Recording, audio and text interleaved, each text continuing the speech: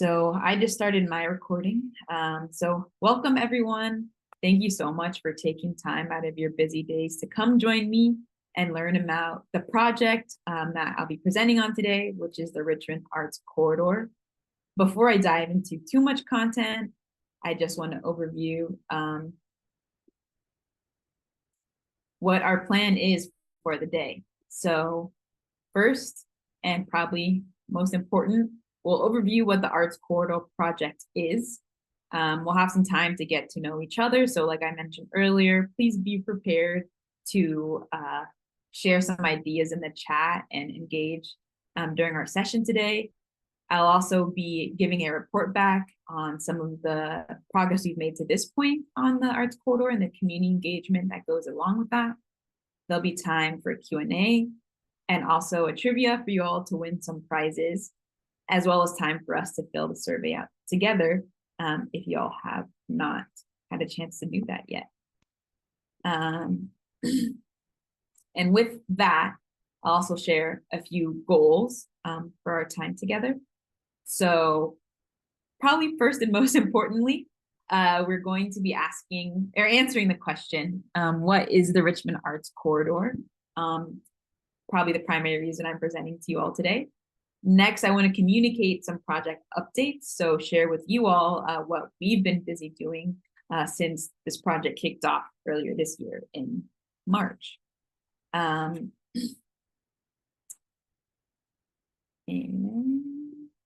I also hope to answer y'all's questions or concerns or comments about the Arts Corridor, and also just, see how it's landing with you all. Finally, we hope to gain supporters to make some of the dreams outlined in this presentation a reality. So hopefully you all feel empowered to join us at the end of this presentation. But before I go deeper into some of the goals and content we have for today, I do really appreciate Zoom meetings that are not just all like me talking. So I'm gonna take about 2 minutes for you all to just share in the chat your name, where you're coming from, and as briefly as possible, answer the question, why is having art in your neighborhood, art and culture in your neighborhood important to you? So if you all can just share your response to that question in the chat, I'll give folks about 2 minutes, just so we can see, who's in the room with us.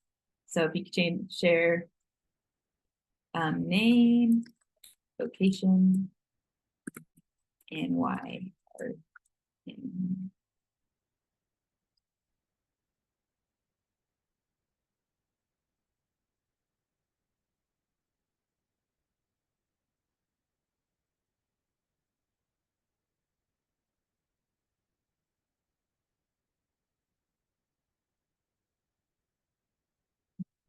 And if the chat is giving anybody challenges, you can raise your hand and I can unmute you.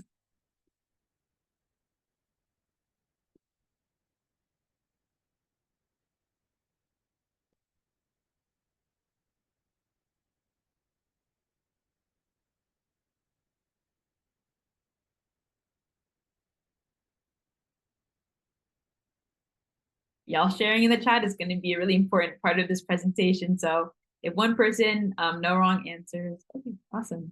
I know it takes a second to type in the chat, but welcome representation from Point Richmond. Hey, Zoe.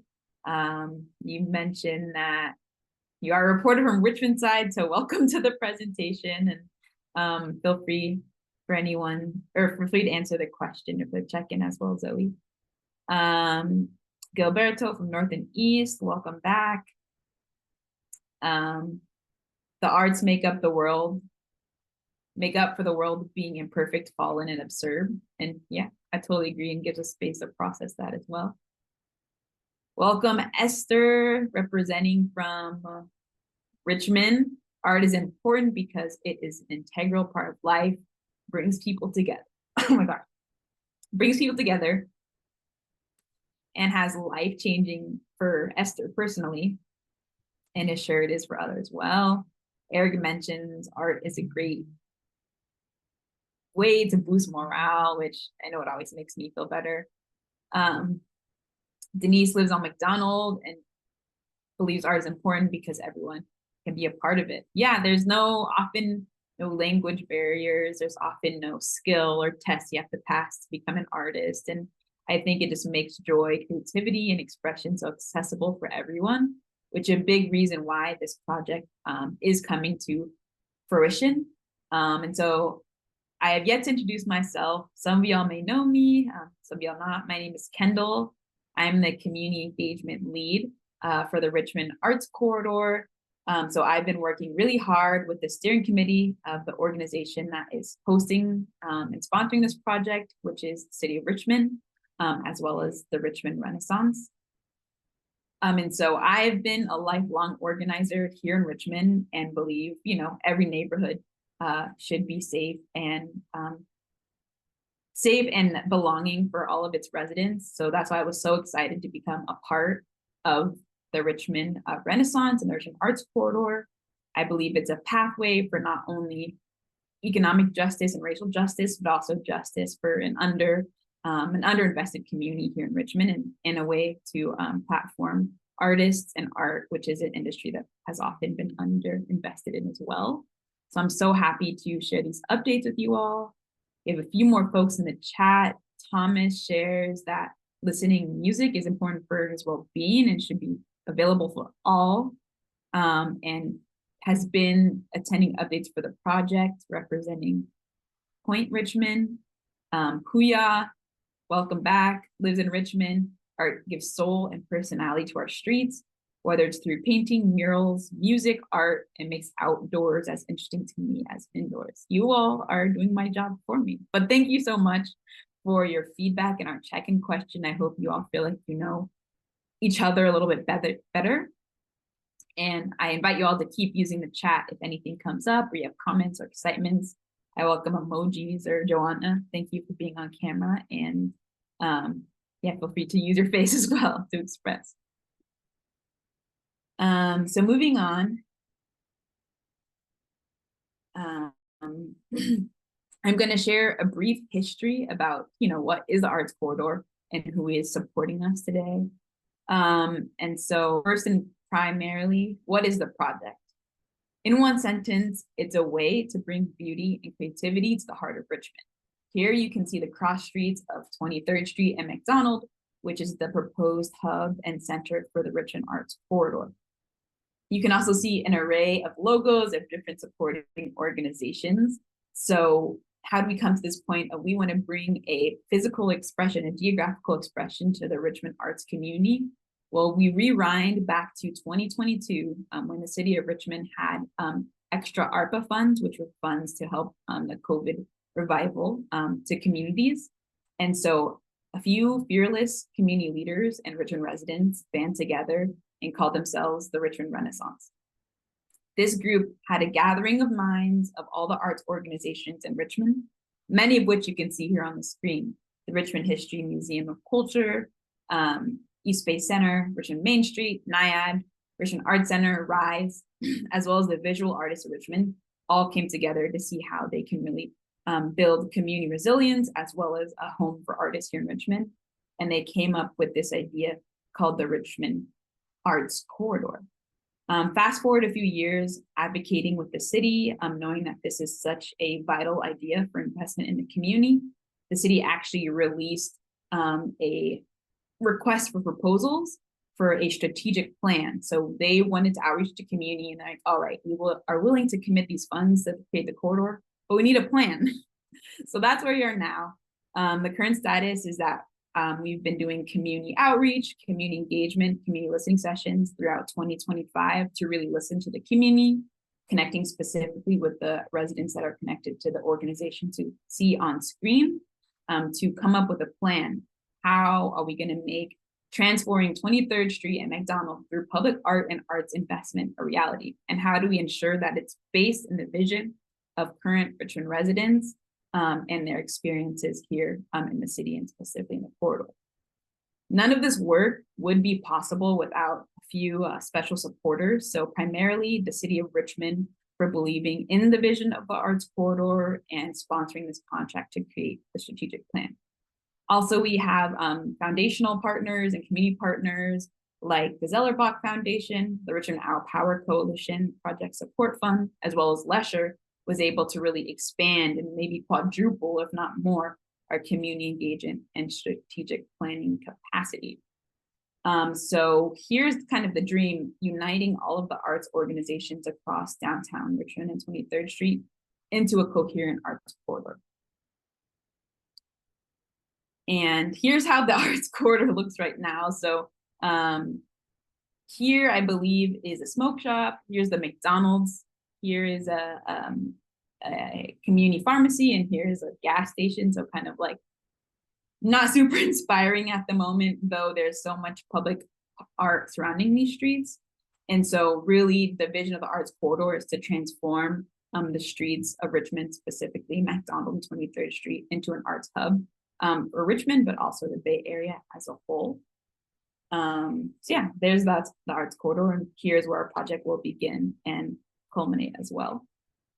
And so I will be moving quickly through these slides, but I hope that you all feel comfortable putting any questions and comments in the chat, but I just want to make sure we have time for discussion at the end. But if you want to even share hearts in the chat or like comments on things that resonate with you all, I invite you to do that. Zoe, if it's okay, if you put your question or concern in the chat and I can come to you later just so we can get through the slides. But yeah, here's an image of within the arts corridor, what we deserve in Richmond. You know, we deserve music, more music. We deserve more accessible galleries, you know, renewed and invested in public art. We deserve theater. But there's only one way that can happen quickly and as necessarily as possible. And that is through community power and people and art supporters coming together to make it a reality. So though I am a consultant and I am paid by the city, this work is sponsored by a community organization called Richmond Renaissance that anyone is welcome to join and be a part of. And so if you are feeling impassioned and engaged to make this a reality, you are totally invited to join in. I'll be sharing some links at the end on how you can formally support and stay connected, but I hope you all understand that everything I'm presenting involves everyone in this room and beyond.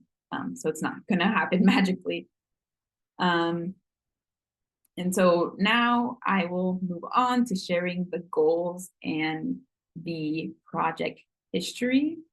So you all may or may not be asking why invest in the arts? Why do it right now? And a part of it, I'll answer your question, Zoe. Zoe asked, why 23rd Street and McDonald in particular?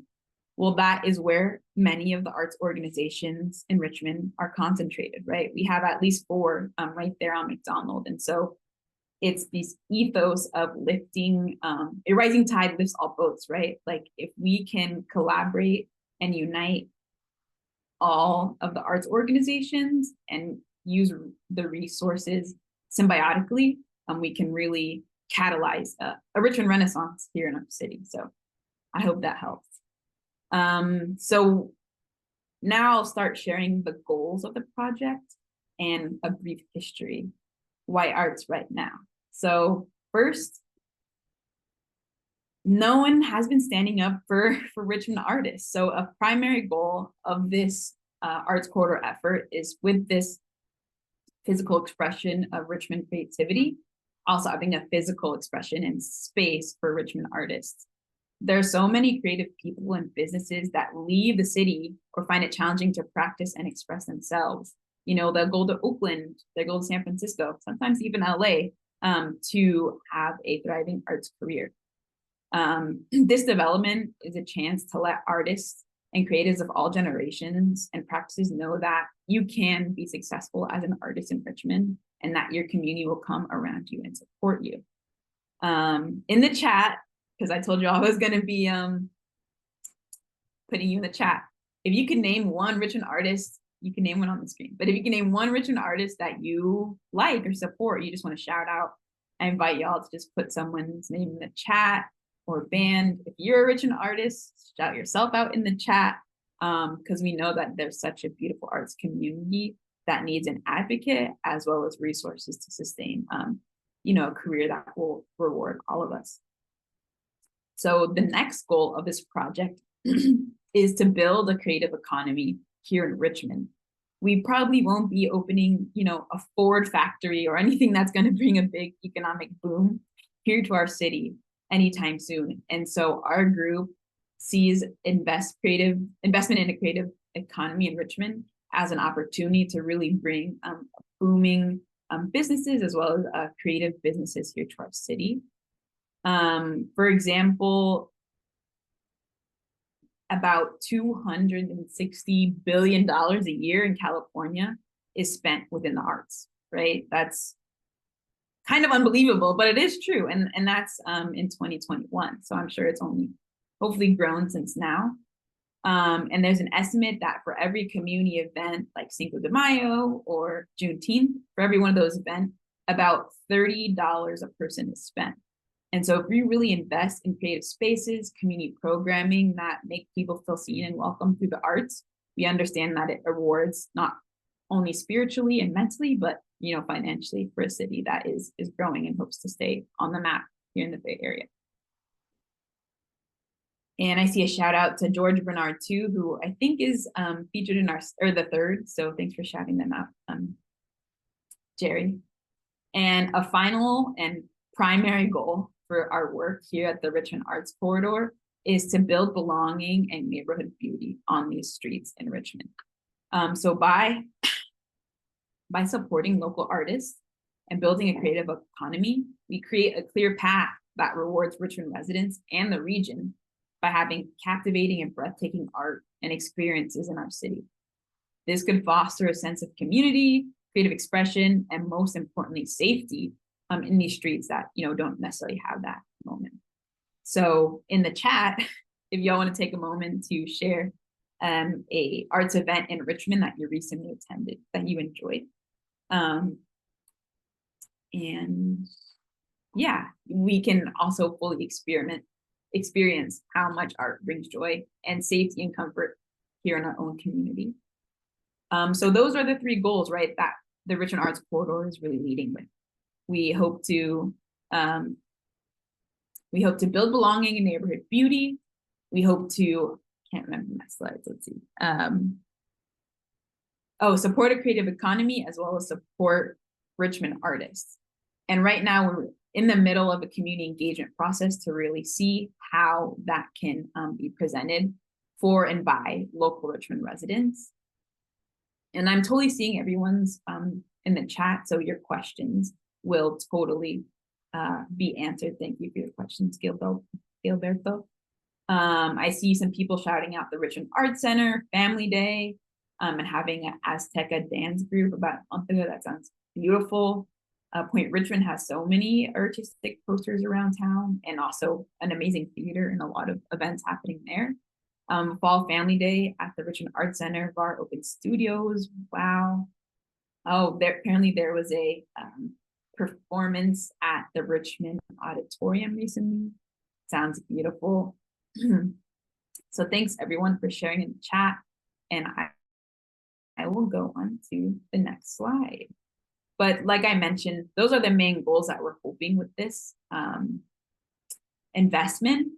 And right now we're trying to chart the path on how we're going to get there. So in the resources that I'll be sharing soon, we have a conceptual framework which we use to position to the city as well as community members to define how we'll make our arts corridor dreams become a reality. And so we're dreaming big. We know the potential of Richmond artists. We know the potential of city support as well as the collaboration of these organizations. We know that we can transform our streets through creative arts investment. And so here's kind of the path we have etched out to get there. So these phases are happening over the next 5 to 10 years. So phase 1 is the most urgent and primary, right? So activating Macdonald and 23rd Street with events and street activation. So hanging up signs and banners promoting arts activities and events in Richmond and highlighting that we have a Richmond Arts Corridor. And next is having more events, right? A proposal from our group has been a Richmond First Friday just to activate the streets and begin to welcome people into our city. And this will be happening for the first 2 years, so starting 2025 into 2027. The next phase would be improving existing assets. So along the corridor, there are many parks and city-owned resources that could be improved and more welcoming with arts investment. And so one of those would be updating the Richmond Auditorium to accommodate more shows, inviting businesses to add art into their walls to invite a more united and inviting corridor. And finally, the final phase would be ending all the way in 2035. So a 10-year span which parallels the current reinvestment in downtown Richmond of any new buildings. I know many developers will be coming into downtown Richmond, and so encouraging them to incorporate arts and community spaces into any new developments. So this would be 2025 to 2027. This would be 2025 to 2030. And this would be over the next 10 years, 2025 to 2035.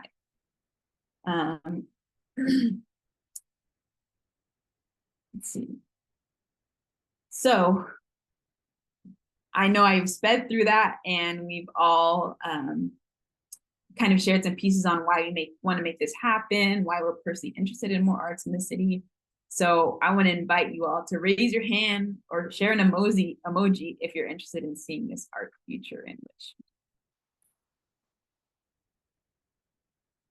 Any emoji works.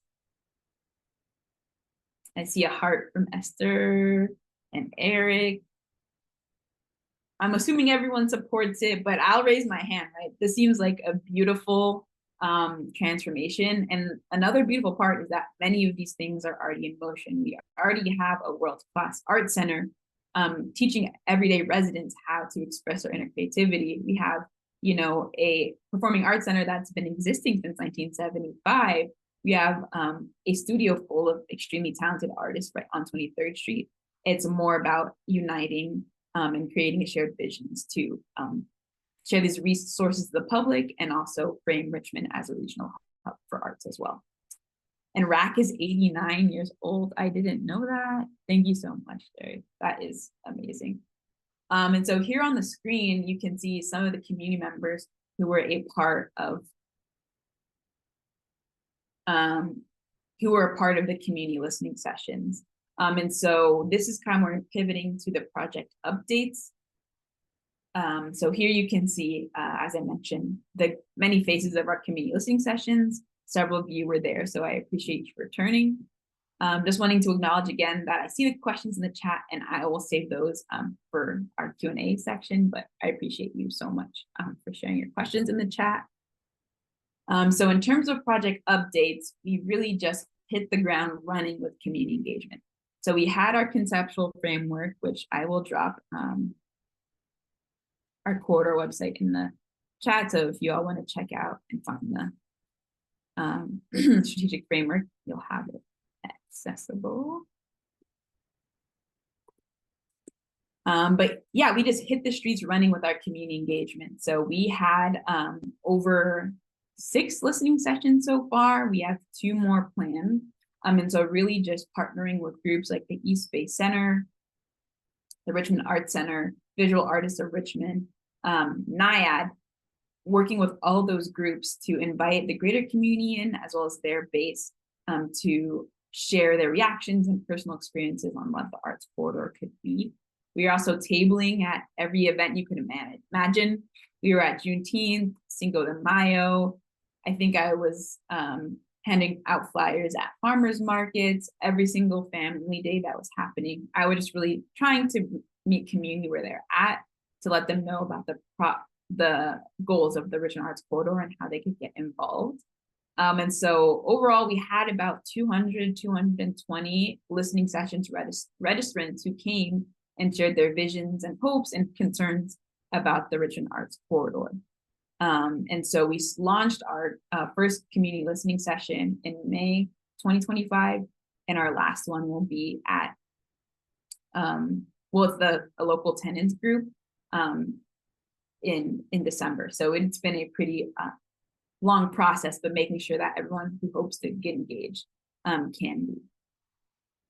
And we even had a Black and Brown Unity Fest, which was a more community celebration, all Black and brown artists, sharing poetry, songs, and dance, as well as inviting artists of color specifically to share their vision to make sure this has a justice-oriented, racial justice, economic justice-oriented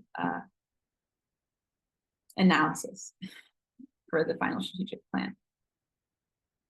And so I'm just going to review a few activities from our community listening sessions that I want to share some updates from.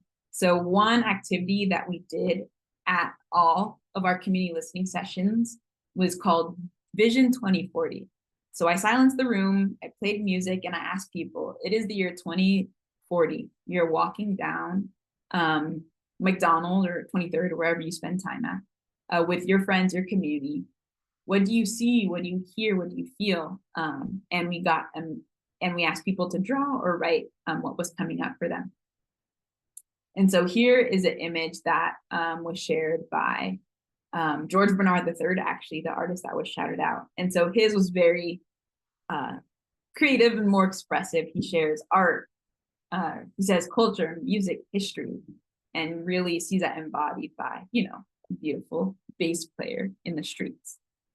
And so a quote that I want to share that was shared in this activity was, "At my feet, I walk the colorful safety of art. Above my head, I stare into the beauty of art staring down at me. From my hands come the creation of art and of beauty. My lips sing songs of art. They speak the language of the arts. Art happens everywhere in my city. I'm a part of that art." So people shared detailed daily routines in the corridor. People shared drawings, and some people shared poems. But some undeniable core themes of what the public wanted to see from this investment was public art and creativity, murals, sculptures, street art, poetry pop-ups, and live performances. Next was the most importantly, community gathering and belonging. So having spaces where people can experience art together and feel safe to congregate in the corridor.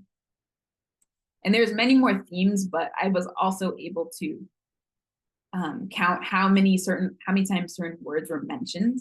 And so the number one mentioned thing in our Vision 2040 was live music and performances. So not only does that support local artists, but everyone wins when we have live music and performances.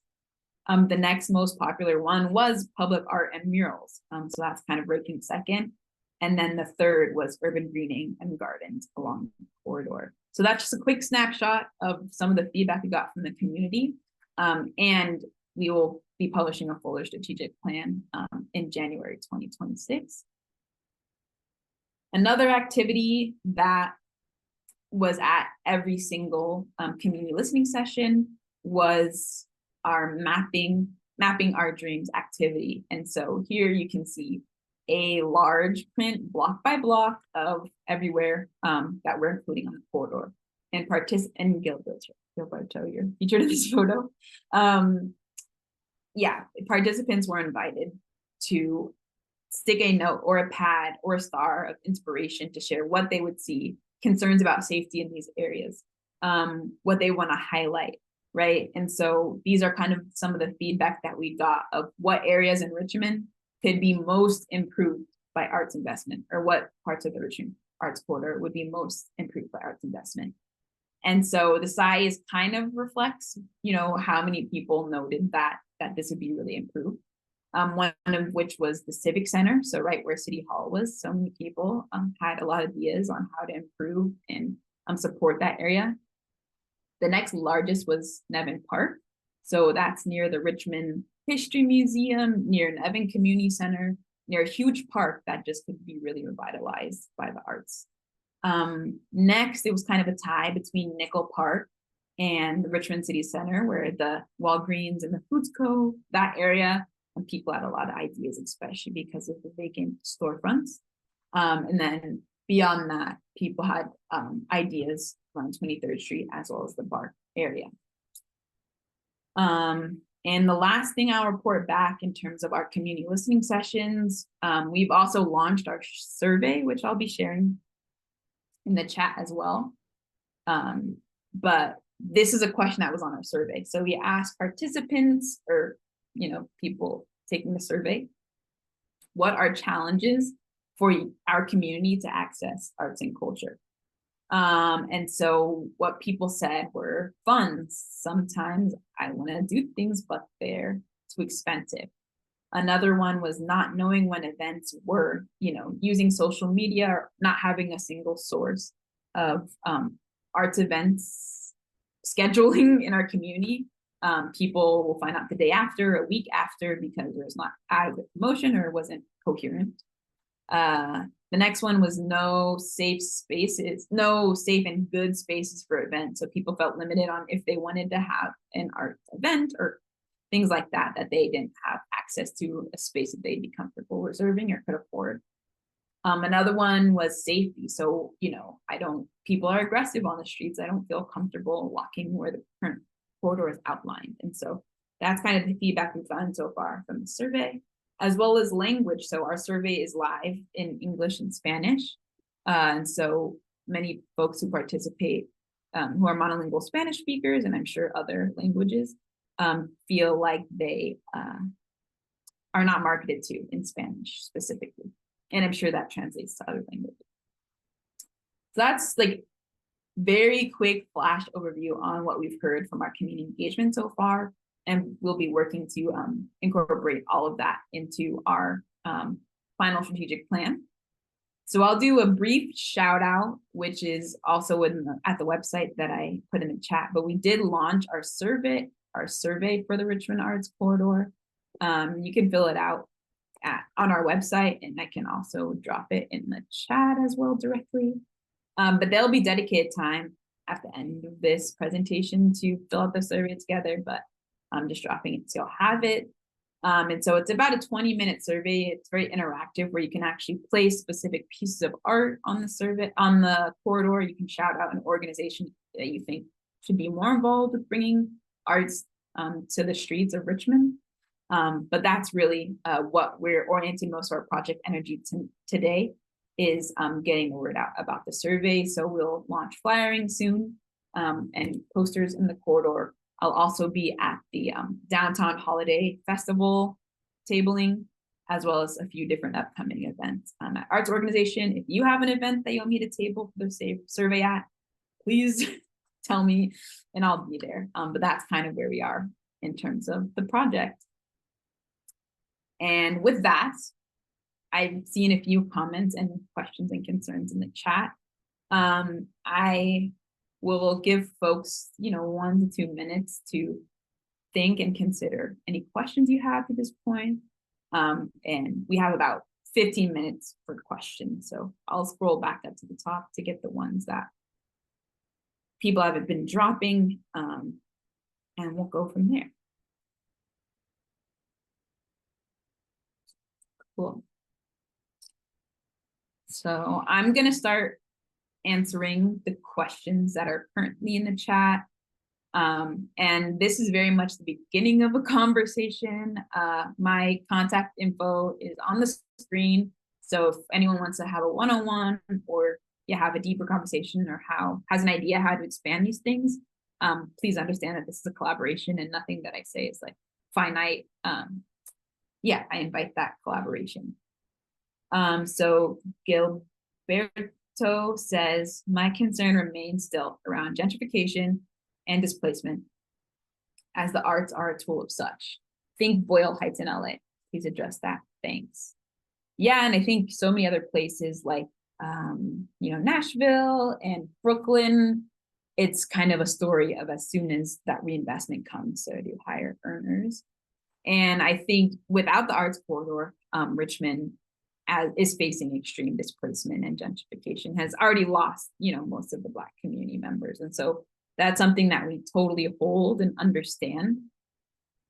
We are co-creating a development without displacement strategy within our strategic plan. And so that is something that I've secured funding for from the Richmond Our Power Coalition. So we are partnering with local tenants organizations and community-led developers to address and outline policy suggestions that will ensure that this is something that is centering long-term residents. If you're interested in joining that focus session, or want to be more deeply involved, Gilberto, I'll happily delegate some things to you. So I appreciate that question. And I think we are also lucky that Richmond has already invested a good amount in tenant protections. And so we do have just cause eviction. I believe we do have rent caps. So I think we're off to a good start in that sense. The next question I saw was encouraging or requiring new business participation. So I don't think legally we can require anyone to do anything, but I think it's more encouraging, Jerry, in terms of supporting the, there's a specific word, but like business facade improvements.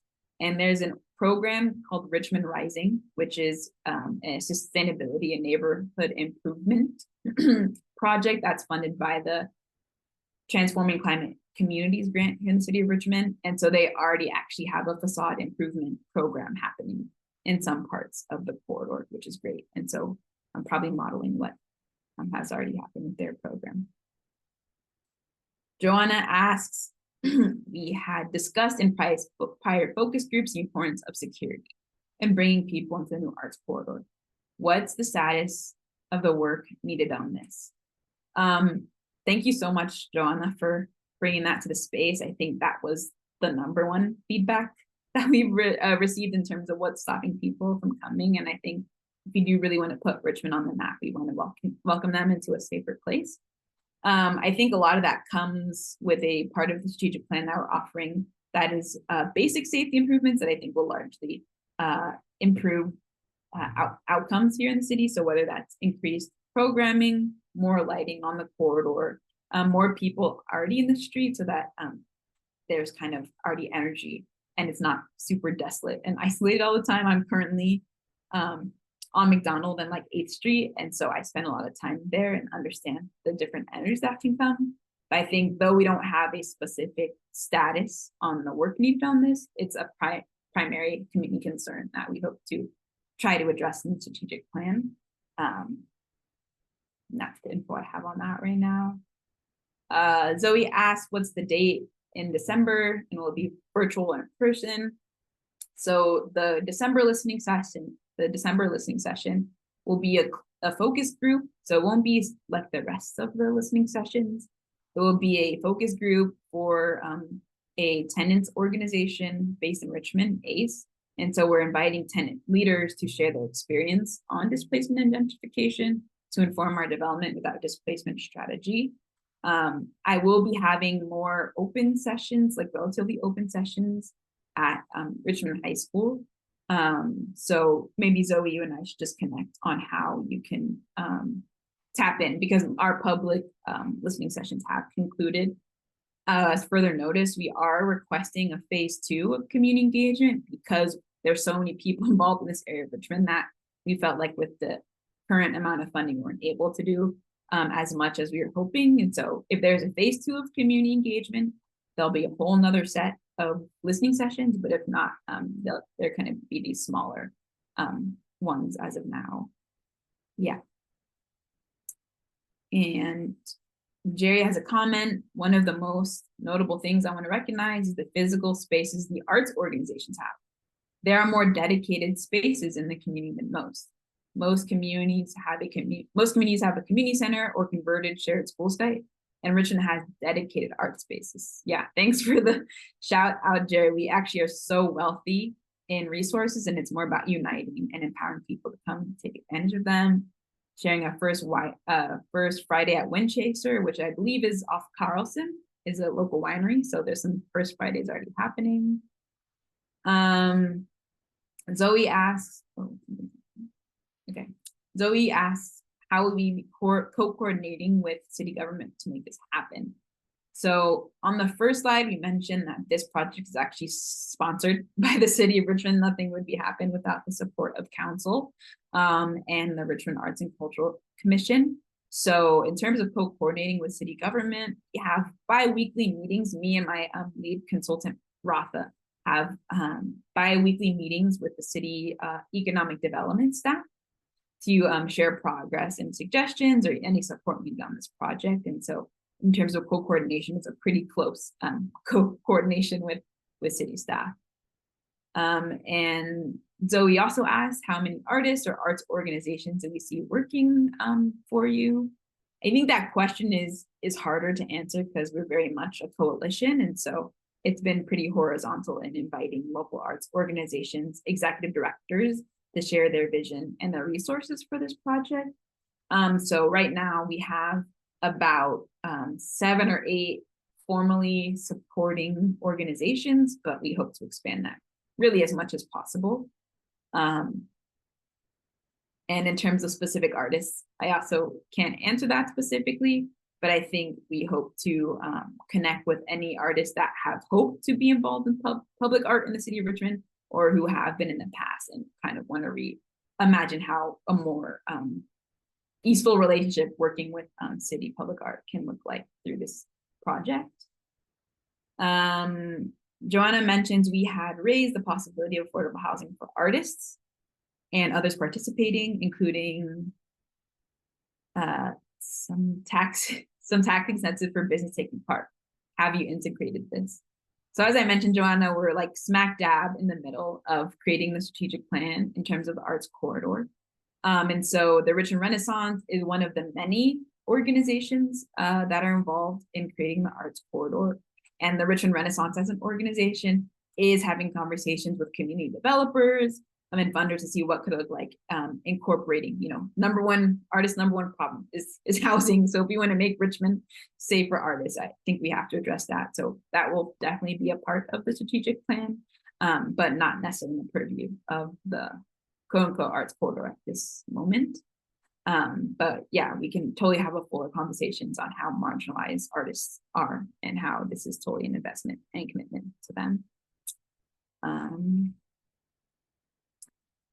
Jerry asked 10 largest companies and how they're funding art. So I will say that if I don't know an answer to a question, I will not answer it. But in terms of how these companies are funding art, I do understand that Richmond has 1.5% for the arts. So there's a private developer fee that comes with funding arts here in Richmond. So it's not like there's no money to fund this arts quarter. We actually get a pretty good amount of income to fund the arts here in Richmond. And in terms of this large list, I think you know as much as I do, but I'm sure that there can be a possibility that we collaborate with large business in Richmond to enrich the arts community. Gilberto asks, how about involving local schools, Kennedy High, Richmond High, Dijon, in this a way to address language, arts, and maths, and STEM, and civic engagement. And so as I mentioned, Gilberto, we kind of did what we think we were able to do with the amount of money allotted in this first phase of community engagement. And we were hoping for an expansion of that to really incorporate all these new discoveries we've had throughout this process. I am going to be presenting and inviting Richmond High School students into the Arts Corridor project formally at the end or at the beginning of next month. So I will be partnering with a staff at Richmond High to invite students in there, mostly through the survey outreach, but hopefully can turn into a more full-fledged youth leadership committee. But that's kind of what we have capacity to engage with now is through doing presentations at youth. We did presentations at Rise, and now we're gonna loop in the Richmond High crew. Jerry asks, can we engage seniors? I say yes. I think a part of our phase 2 strategic plan was that there are so many senior resource centers in Richmond that requested more information and activity and engagement around the Richmond Arts Corridor. And so hopefully when we get that phase 2 of community engagement, we will partner with the senior center, the local libraries more expansively and more intentionally. And Joanna asks, I raise it because it is a way to encourage businesses to become engaged. Has to be done carefully, ensuring that they actually participate. I don't remember what this is in reference to, Joanna, but I agree. And Gilberto mentions reach out to banks. Under the Community Reinvestment Act, banks are encouraged to invest in community development efforts thank you, and I will be noting that. Oh, and Joanna says tax incentives. So yeah, I think a big part of this is that it's going to be super multi-stakeholder. And I think with our goal of supporting artists, right? We want to pay artists. So we've been trying to resist too much volunteering and all of that. And I believe that artists deserve to get paid a living wage. And so partnering with the business community will be a critical way to expand those resources. And we know that the city has probably 1,000 stoves on the, or like, yeah, pots on the stove. And so really diversifying funding resources will be critical. But that's all the questions I see. We have about 51 minutes, or we have about 9 minutes left on the clock. So I'm gonna put my personal email. Many of you already have it, but I'm putting my personal email in the chat in case people have more questions. Or yeah, Zoe, if you want to set up a call or anything, I'm happy to do that with you. But I did do a short quiz game for you all to play for some art prizes, but I do want to give space for if anyone has more questions.